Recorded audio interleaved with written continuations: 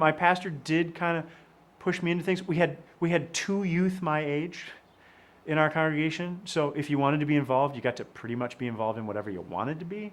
So she said, well, why don't you do this, do some altar serving.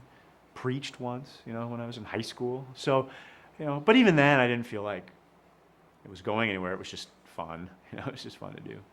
And then, like a lot of people, and especially like a lot of clergy, I worked at a Lutheran summer camp, Pine Lake Camp in Waupaca, Wisconsin, which was formative not just religiously or spiritually, but just as a human being.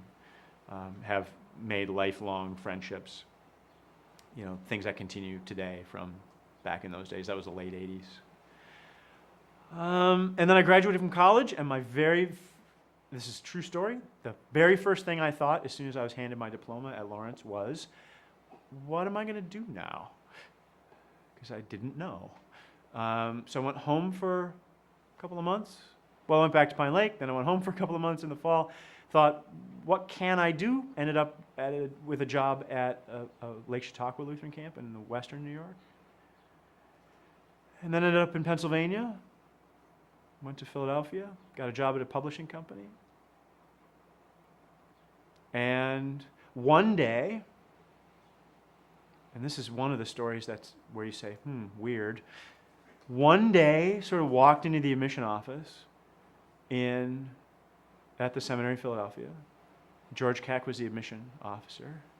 And we had a conversation. And he asked me why I wanted to go to seminary in Philadelphia and not back in the Midwest where I was from. And I said, and he just reminded me of this recently, and I said, because all my friends are in seminary in the Midwest, and I want to do something different. The weird part of the story is that George's grandson just graduated from Muhlenberg. I was his chaplain for 4 years. And I just got an email from him today, because he's heading off to India to do some really important work there. So that's one of the weird sort of ministry church stories that has kind of, go through people's lives. That's one of mine. That, strangely enough, the guy who admitted me to seminary, I would someday be his grandson's pastor.